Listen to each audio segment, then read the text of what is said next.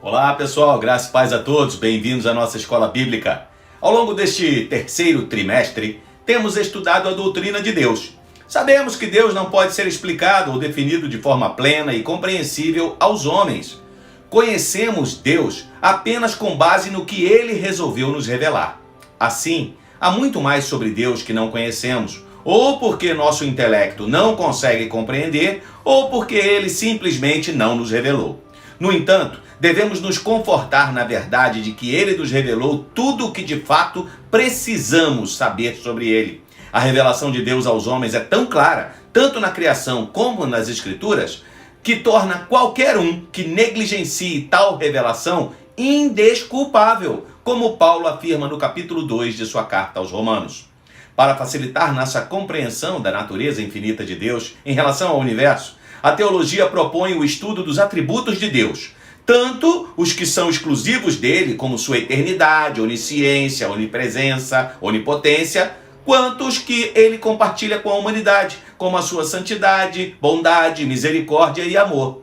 Hoje conheceremos um pouco mais sobre a paciência de Deus. Sim, Deus é paciente, ainda bem, não é mesmo? A Bíblia diz que seu desejo é que todos os homens se salvem e venham ao conhecimento da verdade. E é justamente por isso que Jesus ainda não cumpriu a sua promessa de voltar e nos buscar para os novos céus e a nova terra que ele tem preparado para nós. Vejam o que Pedro ensina.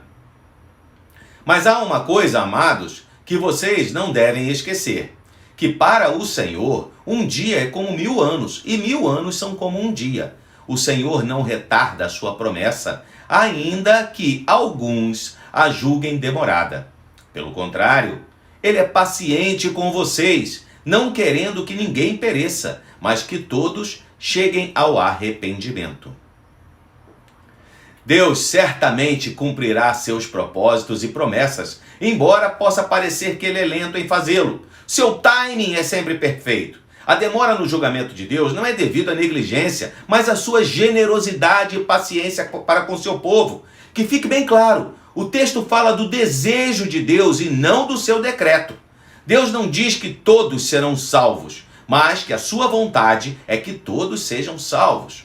As cartas de Pedro são chamadas epístolas gerais. Isto porque não foram escritas intencionalmente para uma determinada igreja, como Paulo fez, mas foram escritas, provavelmente, para serem lidas nas igrejas da época. E pela misericórdia de Deus, chegaram até nós e são de grande valia ainda hoje para o aperfeiçoamento da nossa fé.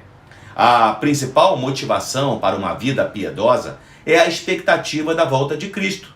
Queremos estar preparados, certo? No entanto, o atraso imprevisto nessa vinda logo produziu escarnecedores que zombaram dela, porque desejavam viver uma vida de forma que satisfizesse os seus próprios desejos. Pedro deixa claro que no tempo de Deus, no kairós de Deus, que é diferente do nosso tempo, cronos, Jesus voltará e sua promessa estará cumprida. Mas enquanto isso, os homens têm oportunidade, ainda dá tempo de se voltar para Deus. Por essa razão, amados, esperando essas coisas, esforcem-se para que Deus os encontre sem mácula, sem culpa e em paz. E considerem a longanimidade do Senhor como oportunidade de salvação. Ainda estamos num tempo oportuno para o arrependimento e graça. Um dia haverá apenas o tempo da justiça de Deus. Esse será o dia do Senhor, que virá como um ladrão, como Paulo e Pedro ensinam, inesperadamente, sem aviso prévio. Esse será o dia de nossa vitória final, quando seremos transformados, como Paulo descreve em sua carta aos Coríntios. Com isso, quero dizer, irmãos, que a carne e o sangue não podem herdar o reino de Deus, nem a corrupção herdar a incorrupção. Eis que vou lhes revelar um mistério. Nem todos dormiremos, mas todos seremos transformados num momento, num abrir e fechar de olhos, ao ressoar da última trombeta. A trombeta soará, os mortos ressuscitarão incorruptíveis, e nós seremos transformados. Porque é necessário que este corpo corruptível se revista da incorruptibilidade, e o corpo mortal se revista da imortalidade. E quando este corpo corruptível se revestir de incorruptibilidade, e o que é mortal se revestir da imortalidade, Então se cumprirá a palavra que está escrita: tragada foi a morte pela vitória. Onde está, ó morte, a tua vitória? Onde está, ó morte, o seu aguilhão? O aguilhão da morte é o pecado, e a força do pecado é a lei. Graças a Deus que nos dá a vitória por meio de nosso Senhor Jesus Cristo. Portanto, meus amados irmãos, sejam firmes, inabaláveis e sempre abundantes na obra do Senhor, sabendo que no Senhor o trabalho de vocês não é vão. Alguns mestres ensinavam que não havia ressurreição dos mortos. Para refutar essa falsa doutrina, Paulo primeiro estabeleceu uma base comum com seus leitores, afirmando a ressurreição de Cristo.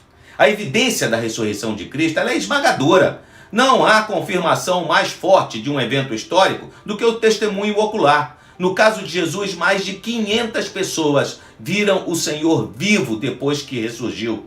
Sua ressurreição não pode ser negada e assim prova que há ressurreição dos mortos. Os oponentes de Paulo se opuseram contra a ressurreição porque não podiam imaginar como isso poderia acontecer. Paulo explicou a ressurreição por uma analogia. Enterrar o corpo é como plantar uma semente, porque a planta brota da semente, mas não se parece com ela. O corpo ressurgido sai do corpo enterrado, mas não se parece com ele. Deus tem muita experiência em preparar corpos adequados, por isso será capaz de providenciar facilmente um corpo adaptado para a nossa existência eterna. Quando Cristo retornar, os mortos serão ressuscitados com corpos glorificados, e os vivos serão mudados instantaneamente e todos levados para o tribunal, para o julgamento de Deus. A promessa da ressurreição deve motivar a nossa vida cristã. A segunda vinda de Cristo vai marcar o fim dessas oportunidades. Desta vez, ele não vem para salvar. E como afirma Hendricks, ele não vem mais como um servo sofredor, mas como um rei vitorioso. Ele não vem mais com as marcas dos cravos em suas mãos, mas com o cetro de ferro para subjugar as nações. Quando a trombeta soar, não haverá mais tempo para se preparar. A porta estará fechada. E então será tarde demais para se buscar a salvação. Nosso Deus é paciente. Agora é o tempo aceitável. Hoje é o dia da salvação. E por falar nisso, você já experimentou o novo nascimento em Jesus Cristo? Ele já é seu Salvador e seu Senhor. Não deixe para amanhã o que pode ser feito hoje. Não perca esta grande oportunidade. A porta está aberta. Ore ao Senhor agora mesmo. Creia que Jesus morreu para perdoar os pecados de todos aqueles que acreditam que Ele é Deus e o único caminho para chegarmos à eternidade. Então é isso, pessoal. Muito obrigado por você ter estado conosco até o final de mais um estudo bíblico. Que as mais ricas bênçãos do Senhor, o nosso Deus, sejam derramadas sobre sua vida. Uma boa semana a todos. Até a próxima!